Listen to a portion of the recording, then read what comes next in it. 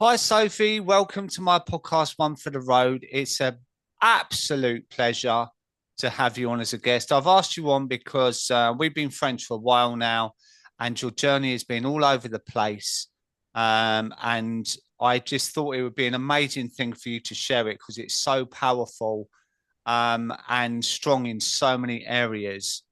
So I'm truly grateful to you for being brave enough to share it because I think it will help so many people.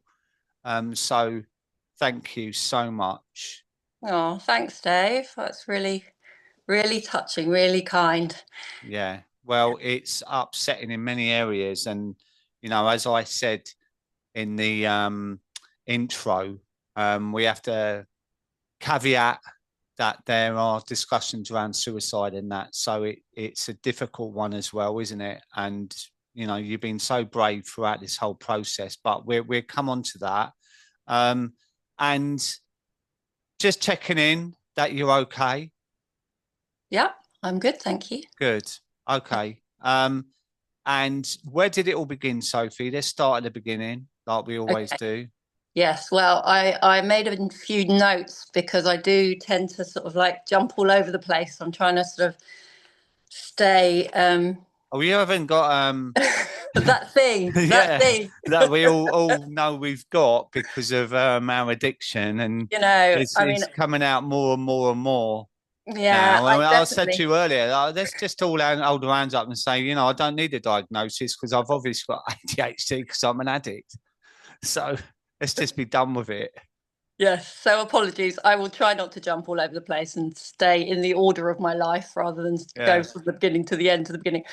So yeah, so I grew up in southeast London, in Blackheath, the youngest of six actually, half brothers and sisters, and then there was me and my sister. Um, I would say quite a sort of my parents were quite hippie-ish, and there weren't a lot of rules. There wasn't a lot of structure. Um, my dad was Polish, and he actually was in a concentration camp when he was five. So he came to, he'd been married a couple of times before, but came to the marriage, with two other sons and quite a lot of trauma himself. My mum was in London in the Blitz, so Wow. she had her own like war Yeah. experience. I've just seen the Um, film actually. It's harrowing. mm, yeah, well, I think I only sort of appreciated that as an adult because she had lots of sort of weird things that she'd do. She, didn't want to be in tunnels. She'd be very scared of fireworks, but not really surprising because her whole childhood was in fear. So she must have been extremely, dysregulated. Mm. My dad was diagnosed with bipolar, so he was a brilliant dad. He was such good fun. We'd do loads of things. He'd always be up for an experiment or taking us all over the place and doing all of these fun things. But he was also very chaotic, and when he was down, he was very low, which could be quite, upsetting. And he was always very gentle and kind and loving, but he struggled. He had a lot of struggles. So I would say, my early childhood, we were also, so they made their money by buying and selling properties. So we'd have like a load of money and then no money, and then and we'd be moving every couple of years, which I absolutely hated. I hated moving house, but we'd always be moving into the next sort of project.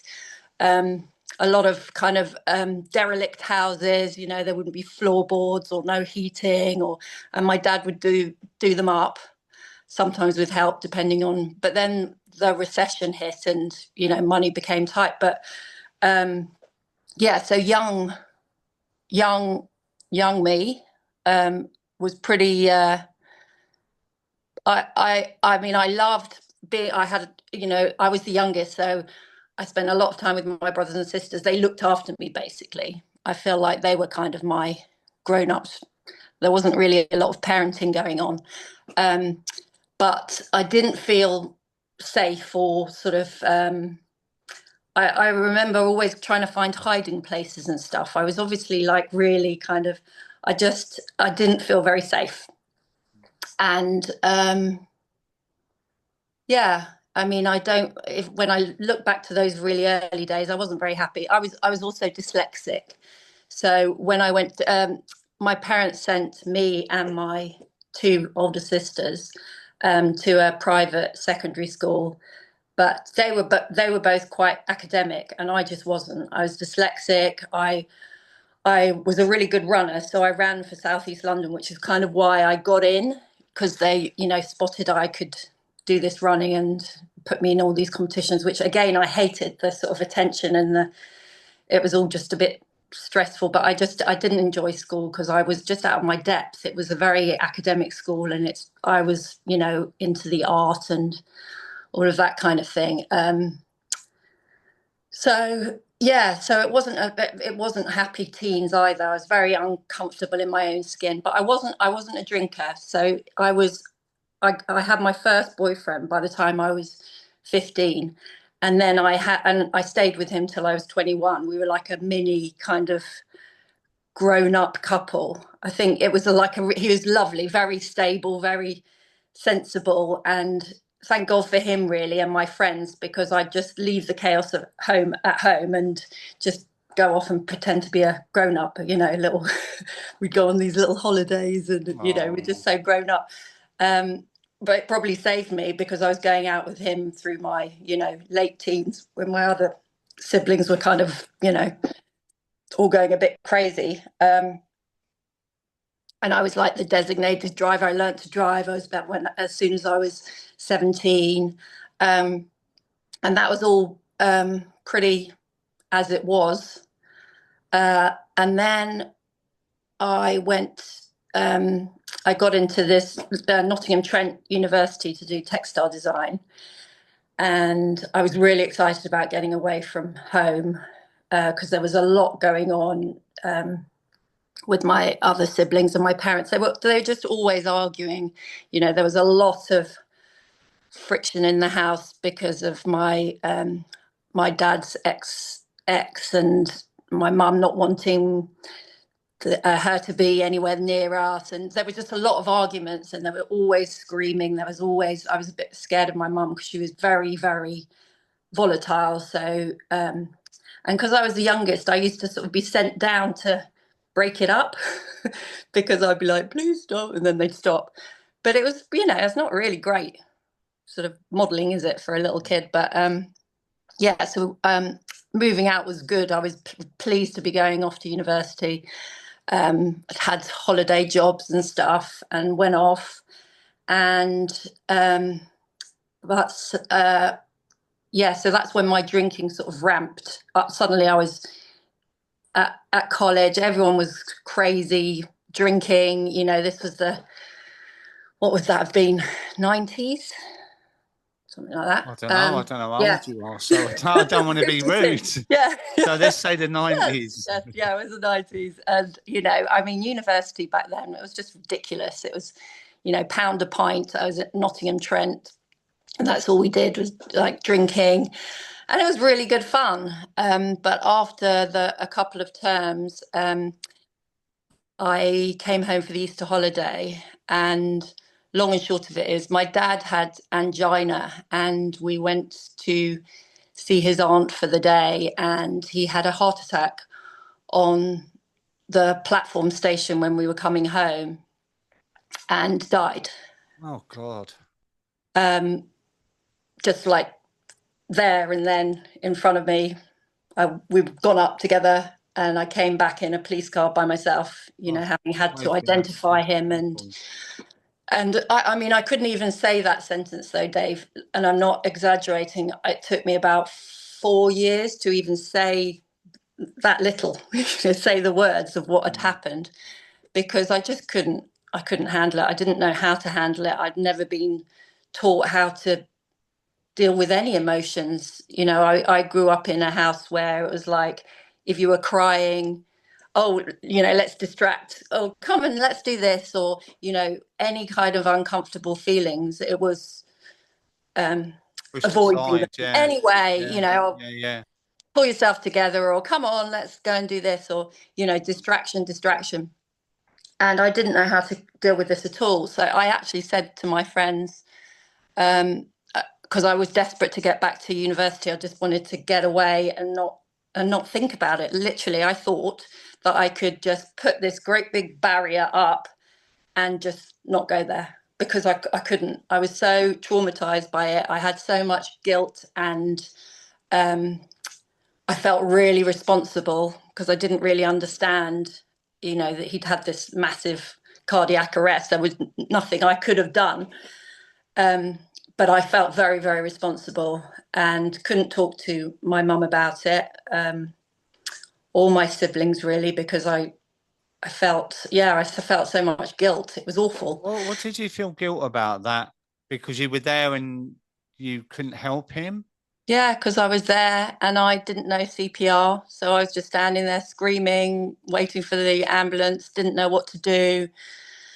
But I learnt later on that he died pretty much instantly. So, there's nothing I could have done. But I didn't know that for a long time because I never talked about it. Yeah. I just You thought I kept was it in. responsible. Yeah. Yeah. And I was 20, I wasn't a small kid, but I was young. And yeah, so I went back to university and said, I don't want anyone talking about it. Do not talk to me about it. I'm not gonna, and I managed that. That's how I managed it. I managed it like that and with alcohol. So, I learned that drinking could just like plonk a blanket over my head and like muffle it out. But also, what was happening was I'd get really drunk and then I couldn't pretend anymore. Like the emotions would just come out, and I'd be locked in a toilet in a nightclub, sobbing uncontrollably, or I'd start crying and talk to a friend about it. Oh, really? I had very, very lovely, close, good friends. But then I'd wake up in the morning just feeling so exposed, because it wasn't something I wanted to, I didn't feel like I was in control. I wasn't in Mm. control. And yeah, it was such an awful experience of how to deal with grief, because I just wasn't dealing with it. And it was just horrendous. It's very sad. Oh, I'm so sorry to hear that. That's really awful for you to experience that. Yeah. So after that, like you kept that in for 4 years, did you say, where you didn't want to talk about it? Yeah. I mean, I think I did a tiny bit of, counseling, but I didn't like it. I didn't get on with the woman. And, through my 20s, I I literally just put it in a box, and I continued to have. So I'd always have a boyfriend, but this is incredible to say, but I'd almost kind of like work out if I could afford to lose them. Right. I'd go out with these like awful guys and end up madly in love with them and not being able to let go of them. But I'd almost go through a process of thinking, right, well, if something happened to you, would I be able to deal with it? Yeah, probably, And I'd stay with these guys because I couldn't bear to be alone. And that Mm. was kind of my 20s. But I was, I finished uni, I was in London, working in London. And my drinking was just like my friends. I mean, I did surround myself with people who drank like me. I was half Polish, because my dad being Polish, and so I kind of took pride in my drinking skills. I could drink most people under the table. It was kind of like it moved on to wine then, and but it was very much partying. I'd be at the pub every weekend. I'd go out to meet my friends in the evening for bottles of wine and stuff, and then I'd get up the next day, go off to work, do it all again the following weekend. But it was, and so it was heavy drinking, but it wasn't where it ended up. No. And I imagine the relationship you had with those guys was similar to alcohol, because when you're forced to be on your own and sit with your feelings, it's too hard. Oh yeah, So that's why we drink, but also that's why we attach to people and we go from one relationship to the other, because you can't stand the thought of being on your own, because then that forces you into dealing with stuff, right? So it's another distraction, isn't it? Absolutely. I mean, the last thing I wanted, actually, that's something that never did change in my 20s and my 30s and my 40s. I absolutely didn't want to spend any time in my own head or with my own emotions or my own thoughts because I just I just found it so uncomfortable. Mm, I didn't even realize I wasn't doing that actually. I mm. didn't realize I was running, I'd do anything I'd never be at home just with myself. I'd always have to be watching something or be off out somewhere or have something to look forward to, off with a boyfriend. It was like, Well, it's interesting because in your earlier years, you just wanted to get away from everyone and hide. yeah, yeah. So that's interesting, isn't it? Because it's Mm, almost like a complete 180, isn't it? mm, You know. But so, yeah. what was your drinking like at this stage? Like heavy social drinking, maybe? Heavy social drinking in my 20s, into my 30s. Then some of my friends started getting married. There were always big weddings. I did tend to be the one who, took it too far. I'd be, all sorts of ridiculous situations. I remember going skinny dipping with a friend at one wedding. We ended up, having to walk back to the hotel in our underwear because we got lost our clothes, stuff like that. And I thought it was kind of cool, and that I was like, yeah, man, I'm so, crazy. It's just embarrassing, actually, you know, all this stuff. And When you always say you the lost your loss. clothes, did someone nick them or? Yeah, I think Oh so. I don't God, know. sounds like in betweeners or something. It's ridiculous. Woke up in the morning outside my room because I couldn't get in. I'd always Shivering, yeah, lose all my stuff. yeah. I always lost my phone, always have my things nicked. It was always drama, but I was very used to it, you see. And again, in my 30s, I think I was so used to things being like chaotic. It was kind of like my norm. That's what I sort of felt safe Yeah, I was in. going to say the word chaotic comes Yeah. up. And this is why so many of us struggle to stop because we get used to the chaos. And that's in every area, creating drama, Mhm. living in drama when you wake up in the morning and your life's a mess and you're like, oh my God, and the thought of a normal, stable life is so far removed. And also it can appear boring. So there is, because of your fight and flight is always on tap, right? When you're drinking, you get used to the adrenaline and the cortisol, don't you? So Yeah. so you could probably list like me pages and pages of incidents that you got yourself in. I mean, you say about waking up outside your room. I remember I was 15. I was so drunk walking home that I couldn't get in. I'd left my keys somewhere and I didn't want to wake my dad up. So it looked romantic for me to sleep in the trailer in the front garden. So I woke up with my legs hanging over the edge of the trailer with people walking by on the way to work. And I was about 15. I had to go to school. I Mm. mean, I think there was a sign there, Sophie, that me and alcohol were developing some kind of a relationship. Do you know what I mean? Really? Yeah, I think But so. yeah, so your life was chaos, right? Yeah, so it was really. But I was working. It was still, like I said, it was still social drinking that I could control. I wasn't drinking in the day, or I would be at weekends if we went to the pub, but it was very much, my life, and it was very important in my life, but it wasn't like I'd never go out. I wouldn't go out without a drink before I went.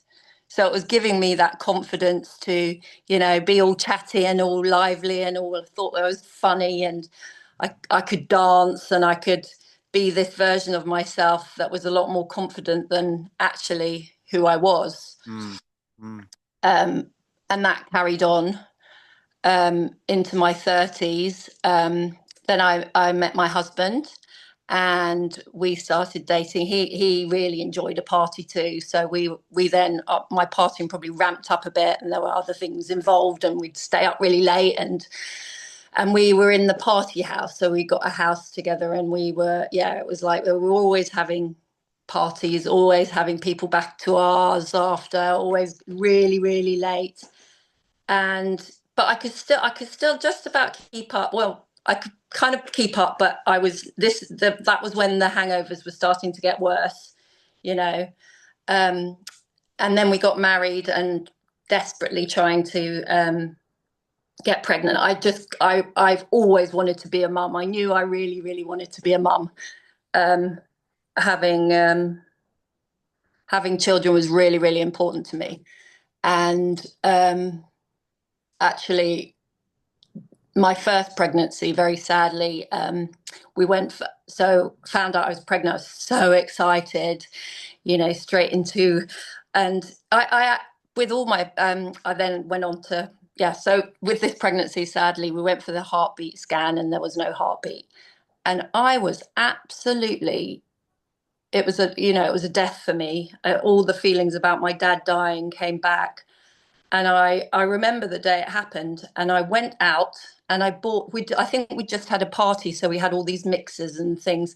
And I stood in the kitchen in the afternoon making myself these cocktails. I was just, my first thought was like, I just need to get drunk. I just need to be out of my head. I cannot deal with this emotion. I was so sad.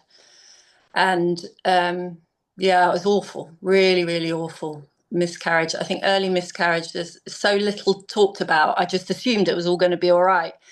But yeah, that was really, really heartbreaking. But then when I did get pregnant with my daughter, now my older daughter, I've got two girls.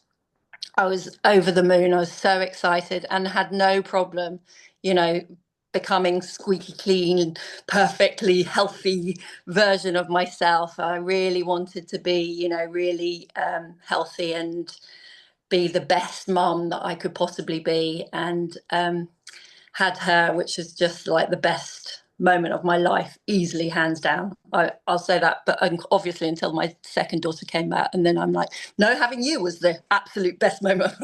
But having two daughters, so they were born very close together. There's 16 months between them, but I absolutely loved and still do love being a mum. It was such good fun. I had these tiny little babies, but it was really, really hard. I hadn't figured in how, my husband carried on working. We were lucky enough to be in the position that I could stay at home and I didn't have to go back to work. But it was really hard. The youngest one was waking up when the other one had gone to bed, and it was just crazy. And I was so in it. I was so connected to their emotions. If they were crying, I was crying. If they were happy, I was happy. There was no like me and them. I was just so all consumed in this mummy land, most of the time hugely excited and happy and doing all these clubs and doing all this stuff with them and loving it. I wasn't that I was sitting at home thinking, oh God, this is so boring. I really, really loved it. But the stressful part of it, the sleepless nights and the younger one had colic, and not whether they were eating or just anything went wrong. I was just so stressed out. Looking back, I definitely had some postnatal issues, and alcohol sort of morphed into this kind of reward, the treat, the thing that made me feel like a grown up. You'd go to bed and then we'd have some wine, and it was like, oh, I can relax now. And I was a grown up, and at the weekends, Reward as well. reward, exactly. Mm. But I couldn't drink like I was because I was a parent, and I just couldn't handle it. But I didn't stop. And that's when it started to go dark. My drinking definitely started to sort of unravel. So it started off okay, but then I was just drinking more and more, and then I'd try and sort of stop and because I hated being hungover, being a mum and hungover. It's just like it's so not fun, because all the things that you need to be a mum, patience and um, energy and everything just goes when, well, for me anyway, when I was hungover, I was just like, oh, everything was such a massive effort. I was like, I'd go through stages just like, oh, I can't do this anymore, or cutting down and trying to moderate. Oh man, I could talk for an hour about moderating. Well, me too. Well, I could talk about it in 10 seconds. Doesn't Yeah, work. it doesn't work. It doesn't work. But my drinking was slowly, and it happened so slowly. I can't even tell you when I was trying to work out when did it actually start becoming that I wasn't in control anymore. And I can't tell you a light bulb moment or a point, but it just became it was ramping up a bit. I was going out with friends who also had kids, the whole mummy wine thing. Oh, we can meet up in the afternoon, have a bottle of wine, okay enough to get home, and then my my partner would come home, and then I could carry on drinking and pretend that was the first drink. And it started to go undercover. It started to become a secret because he wasn't a massive drinker. I didn't feel um, like I could drink how I wanted to in front of him. But if he was around, and I wasn't, I was very, to start with, very controlled of, right, it's just going to be in the evenings or just when he gets home. But it very quickly unraveled. Mm, And so these sort of things I'd put in place, I can't do that, slowly it was like, oh, well, I've done that. Well, I definitely can't do that. Oh, well, I've yeah. done that. I definitely can't do that. And, I'm sharing this stuff. I had so much shame about it, Dave. And I still, like, as a mum, I found it so excruciatingly. I had so much shame and just regret about drinking because it very quickly, as I said, totally unraveled. And there was this one summer where my husband was working from home and I lost control. I was drinking in the mornings. I was hiding bottles in the cupboard. I just couldn't function without it. And then I'd pull myself together and be able to carry on a bit longer without drinking at all, because it didn't always happen. It wasn't that I'd have a drink and then it would go and end in disaster. I fooled myself for so long that I was still the one in control, and that went on for, at the beginning, when I first started to try and stop, which was like 9 years ago, I tried to moderate for a long time and I'd give up for spells of time. And then I'd think, oh, I'm probably okay now. I can drink again. And I'd, I'd be like, oh, maybe just wine, or maybe just in the evenings, or maybe just at weekends, or maybe just for special occasions, or only after the kids have gone to bed. And then it was like only after 6 o'clock. It just went down and down and down. Definitely only in the afternoons. All of my what I felt like were my sort of morals and that Yeah. was thunder sort of went out the window. And it was horrible because I felt just the worst parent in the world. It was just miserable. And there's so much confusion, isn't there? Because you're moving the goalpost massively, Yeah. but not intentionally, right? Because it all seems subconscious, doesn't it? It's like you break one rule and then that one's gone. I used to be the same. I used to be right, never ever drink in the afternoon on a weekday because work might come in or the phone might ring. And there were occasions I broke that and I started drinking maybe 2 o'clock. I might nip in the pub for a couple of beers and that. And there's no one, everyone in there. Like I used to pretend in my own head that old thingy might be in there or whatnot.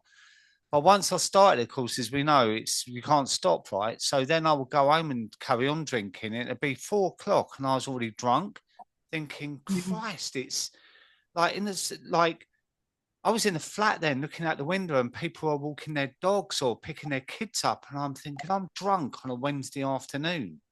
And it wasn't all the time in the week, but as you said, I knew I'd broken that rule.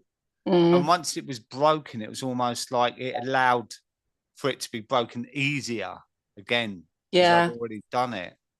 exactly. Well, yeah, so exactly. And then it just, the bar went lower and lower and Yeah. lower until Yeah. this summer where it all went wrong. And then I just, I I I said to my husband, look, because I was lying to him, hiding it. No, I haven't done it.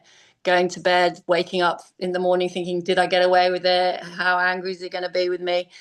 And I just told him, I was like, I'm not in control anymore. Got to help me. And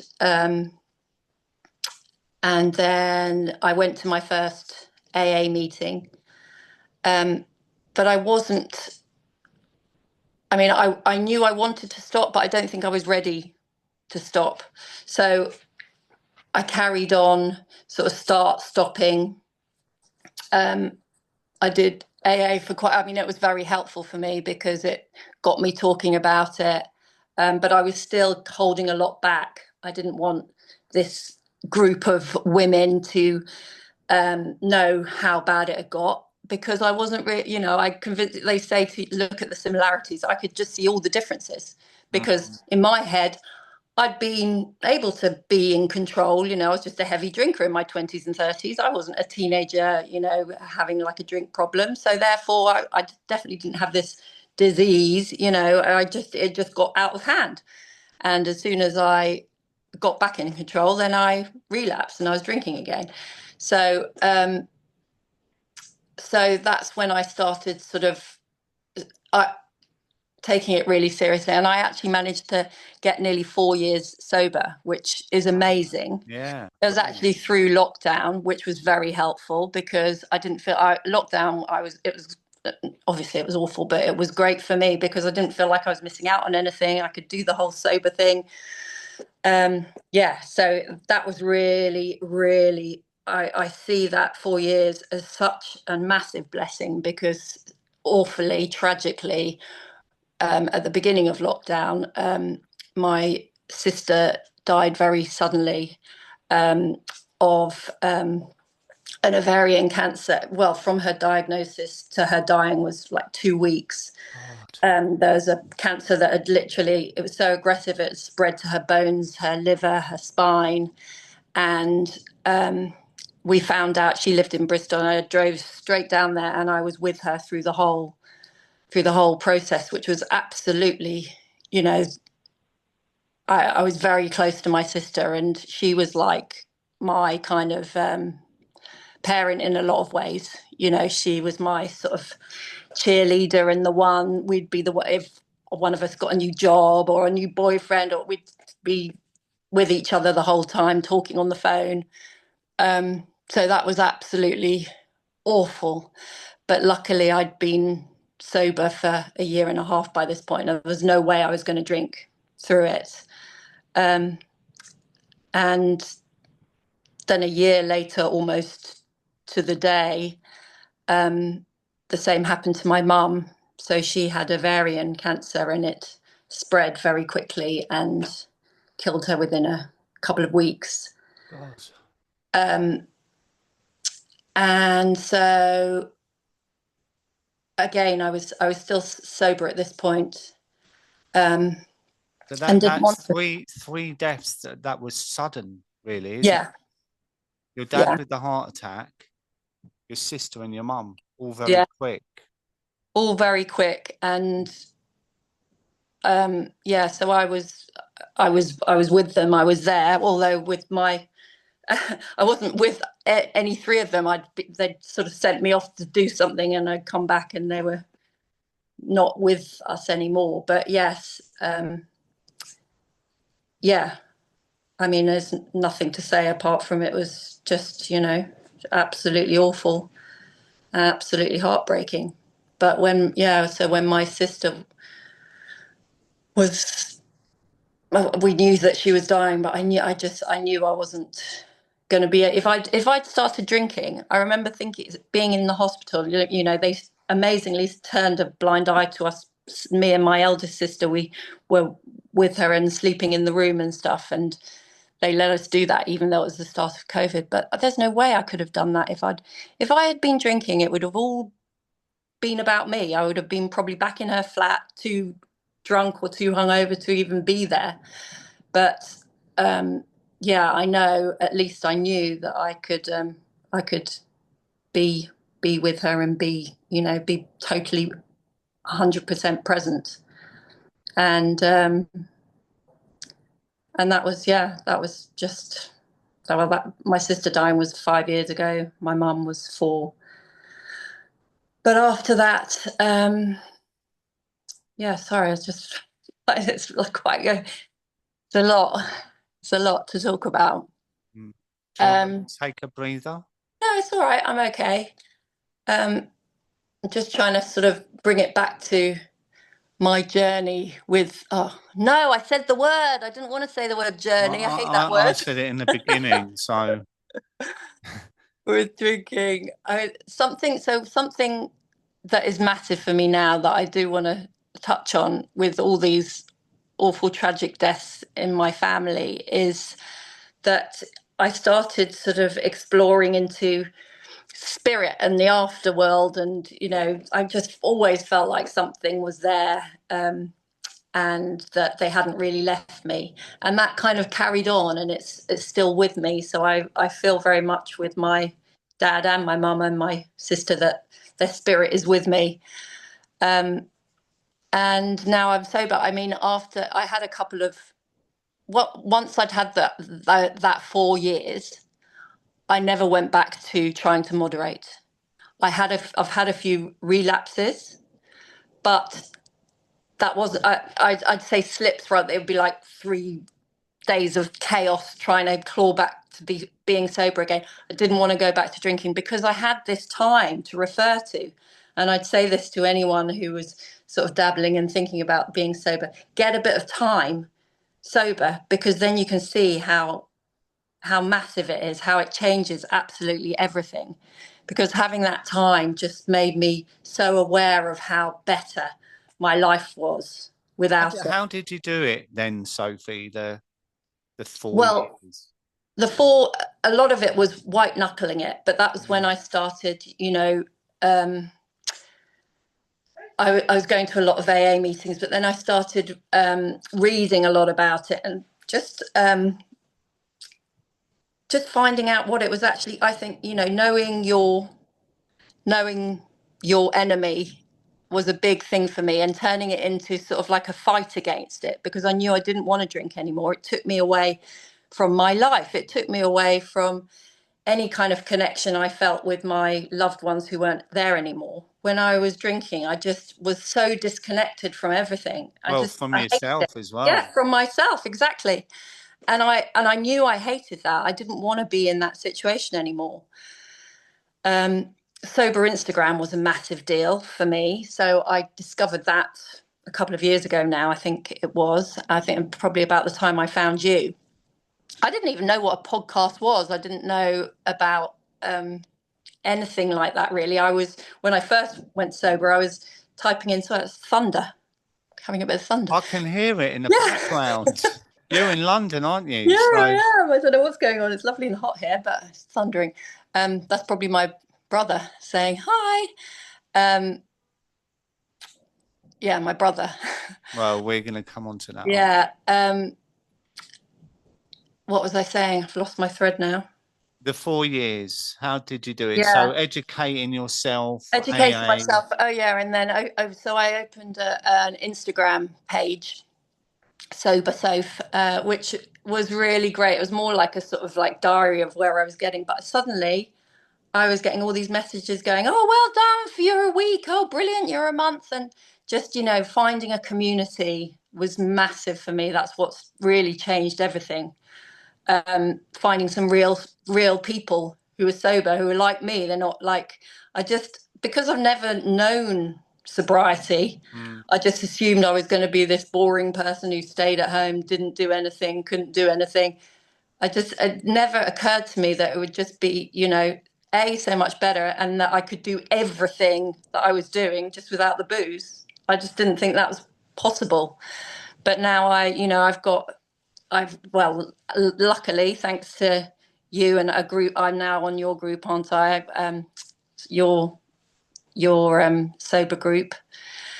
Before that, I was on your previous group, but just getting to know, who have been such a support, getting to know a group of people who have been through the same as you.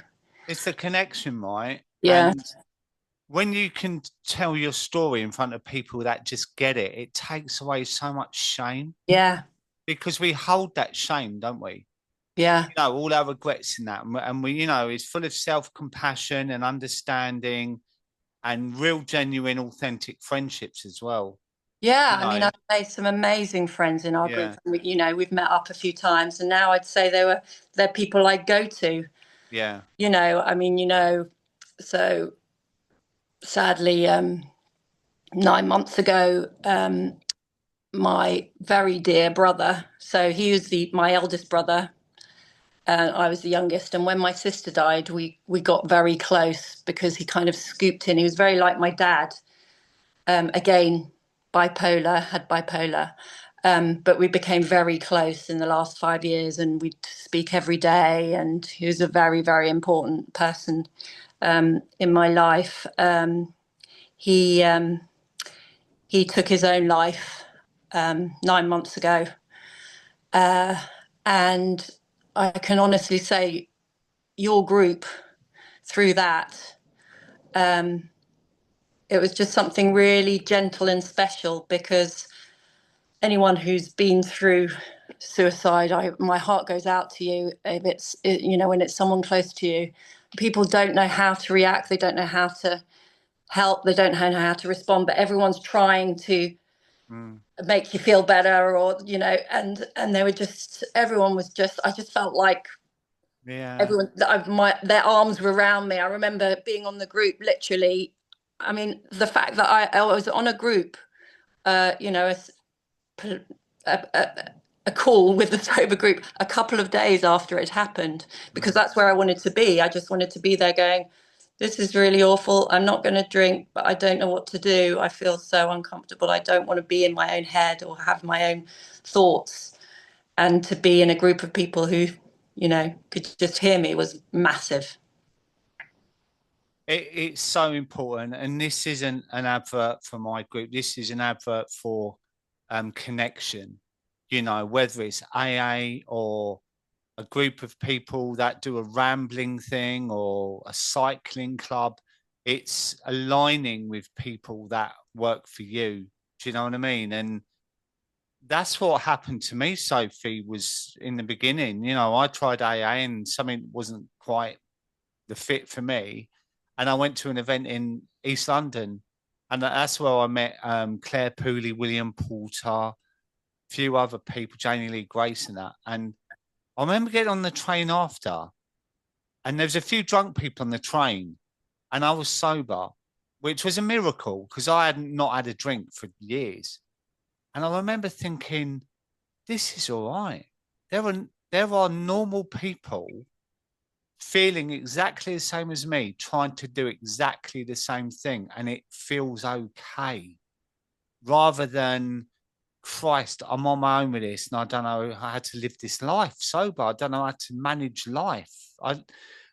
There was something about the connection that was so important for me. And what I say about the shame is that when you can talk to someone who just gets it, I call it like the Freemasons handshake, where you when you know, you know, and when you talk to someone and you can hold your hands up and say, with true authenticity, I know how you feel, rather than saying, I know how you feel just to say the buzzwords or the, do you know what I mean? And Absolutely. I totally know what you mean. And I think also through my grief, it's, I've never been one for like small chat about the weather or anything like that. I don't do it. It made me grow up very fast. What happened with my dad? I went back to university and I didn't want to talk about boyfriends and, oh dear, this has gone wrong. It's like it brings you so, it surfs out all the crap. yeah, And so meeting sober people who had similar or not similar experiences to me, I think a lot of the people that I've become closest to in sobriety have had a bit of that kind of, felt like they've got a new life, like they've been given another chance. yeah, And I feel very like that anyway, because I feel, having lost a lot of people I love, I'm very aware of life and very aware of the Mm. fact that I've been given this chance to live. And so having people that I can have real conversations with, really deep, people that know more about me than most people, is a really special thing. Mm. And so when your brother passed, where did you go with your drinking? Was it like, I just don't want to drink? Or was there temptation there? Because that would be understandable. There was no temptation whatsoever, no temptation. And it was such a relief. Yeah. I remember saying to you, I just felt such a massive sense of, um, yeah, relief and pride. And, he was my biggest advocate of me trying to get sober and knew how hard it was for me. Um, and to be able to, have a clear head and a clear heart. And all I want is to be living my life. Yeah. And Um, do you know as well, like what you said about the spirit world and whatnot? Um, I've said before, but I'll say it again in case people haven't heard that I kind of met my mum 2 weeks after she died. And it was not a dream, but it wasn't reality. It was like a really surreal situation in this old mansion house. And I opened this door and she was sitting there on this bench chair thing. And she was about 40 and she looked immaculate. She had this beautiful plain dress with a like a collar and buttons all the way down, these lovely shoes. And I said, Mum. And she said, Hi, David. And I said, What are you doing? What's happening? And she said, I just want you to know I'm okay. Right. And the next day, it didn't come to me straight away. But when it did, I realized it had happened and it wasn't a dream, but it wasn't real. But I knew she was okay. And I gave up drinking probably 2 months after that. Not even that, actually. Um, and that's always kept me sober as well because I know she's around me. There's so many signs. And yeah. you had signs, didn't you, with your daughter when you was out? Yeah, I mean, I have signs all the time. The day I stopped drinking for 4 years, I I was in the kitchen and I just had a big row with my husband. It was in the morning and I'd said I'm never going to drink again, I promise. And I was downstairs, making the breakfast. And already in my head, that little voice was going, oh, maybe just, what time do the shops open? Just go and get one of those little bottles, take the edge off. And I suddenly had this really strong feeling that there was going to be something on the TV that I had to pay attention to, like it was a sign. And I literally just dropped the breakfast on the counter and went in to look at the TV. And it was Dora the Explorer. And she had this dog, and the dog had fallen in this pond. And it got her out of the pond. And she was drying it off and saying, we just need to get you dry and everything will be okay. Wow. And I knew that that was my dad. Mm, I mm, knew that was my dad. And things like that happen all the time on Christmas Day. So my brother had been dead for 3 months, and I saw like 8 number plates with his initials on this one really short bit of road, just yeah. walking down with my daughter. And it was like literally 75 meters. There was only about 20 cars and 8 of them had LS, Simon Lissac, the other way around, right at the beginning of the number plate, the first 2 digits. That can't have been coincidence. I feel him. Yeah. I feel, and when I was drinking, all of that was gone. I need to be present, and I'm really excited about looking into more about spirits and because Yeah. I know they're all there, and I know they're all cheering me on to have a sober life and I'm the just best. Because hoping that thunder wasn't disapproval. yeah, no, it's like, yeah, hallelujah, the heavens have opened. That's them saying, yeah, go for it, Soph. I know they are. Do you know what though? I mean, I'm hoping not, but I imagine they're could be people that think it's all woo-woo and whatnot, because we're all different. But I always say, if there's something you can hold on to that helps you, it doesn't matter what it is, whether it's a certain faith or belief system or whatnot, that helps you and it helps me. And Exactly. that's okay. I know I've seen many sides of my mum, and also believe as well things do happen, however bad they are all part of the bigger plan. I am a believer in the universe and how it works, and if you put out negative energy, you're going to get negative back, kind of thing. So it's what works for us. So Exactly. well done. And now you're on a really good run, you're not going back. What does life look like now for Right. you? It looks like a calm, happy, just I just feel happy in my own skin, and I feel a lot of love for people who who I love, and new people I'm meeting, and it's all about love, Dave. Your heart is open. That's the difference, Yeah. right? And when you're caught in addiction, it's closed. Mm. We're not open to receive. And I was always looking down at the floor, and everything was dark. Do you know what I mean? And you notice things. I remember when I went on a retreat and I was about 3 weeks sober, and we had to go on a forest walk, and it was a silent walk. I think there was an 18-hour silent thing there, right? It was fine. Um, and most of it was in the night anyway. But anyway, I noticed so much more because my mind was already clearer after 3 weeks. So I was noticing certain flowers and whatnot, and the beauty of the walk, rather than feeling like my life is ruined and in the middle of the chaos. I started noticing things now. So that's why we say it's like life in full 4K, isn't it? It's Absolutely. Life in Technicolor. You know yeah. what? And this is no lie. It reminds me, I remember Googling, does your hearing get better when you become sober?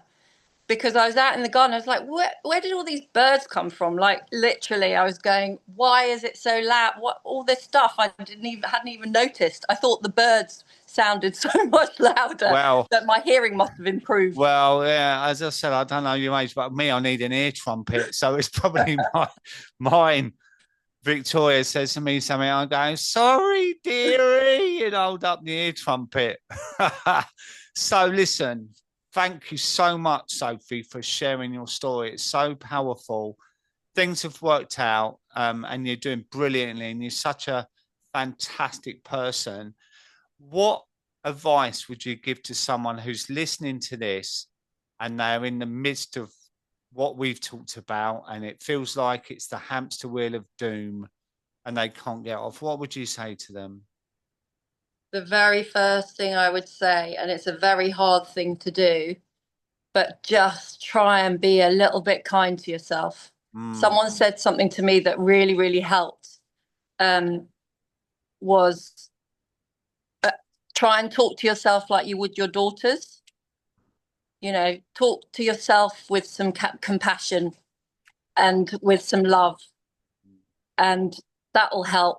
Educate yourself. I used to listen to podcasts, I still do, podcasts and Audible about addiction and alcohol.